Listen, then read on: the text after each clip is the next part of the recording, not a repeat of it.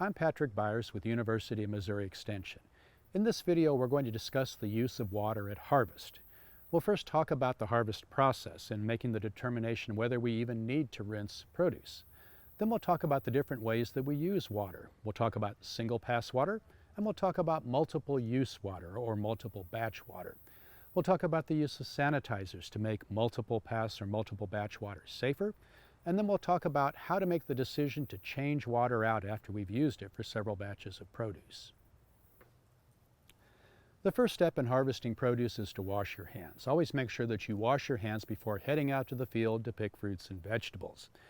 As you harvest vegetables, especially root vegetables or other vegetables that are close to the soil, leave as much soil behind in the bed or in the field. Don't take it with you into the pack house. And make sure that your harvest container, the bucket, or the bin has been cleaned and sanitized. As you're harvesting produce, it may be the case with many produce items that they don't need to be rinsed. So if you don't need to rinse it, don't rinse it. For example, tomatoes are frequently clean enough at harvest that they don't require a rinse, while other vegetables such as root vegetables or leafy greens may need to be rinsed. There are two ways that we use water in rinsing produce. The first way is called single pass water. And with single pass water, the water is used once to rinse the vegetables off, and then the water drains away and it's not used again. The other way, we're using a container of water several times for several batches of produce, and this is called multiple pass or batch water.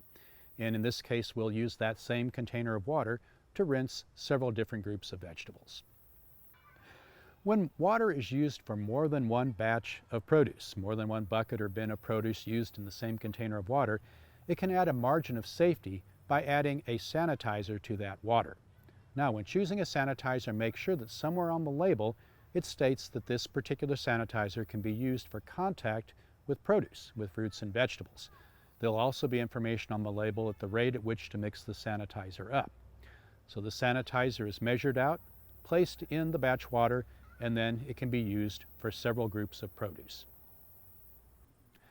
After a batch of water has been used for several groups of produce, it will become dirty. And at some point that water will need to be changed out. At that point the sanitizer is no longer effective. A couple of ways that you can gauge the time to change batch water is by looking first of all at the clarity of the water.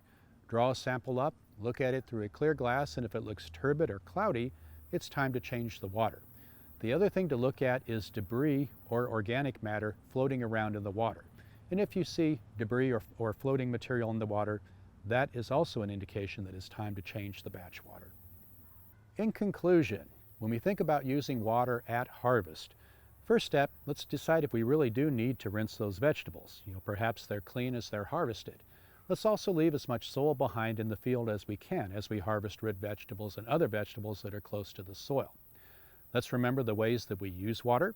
Let's remember that sometimes water is used once, that's single pass water, and we can also use water for multiple groups of harvested vegetables. That's called batch or multiple pass water.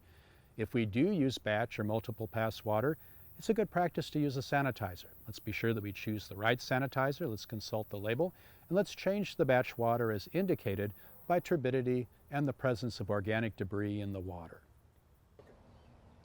I'm Patrick Byers, Horticulture Field Specialist and Produce Food Safety Specialist with University of Missouri Extension.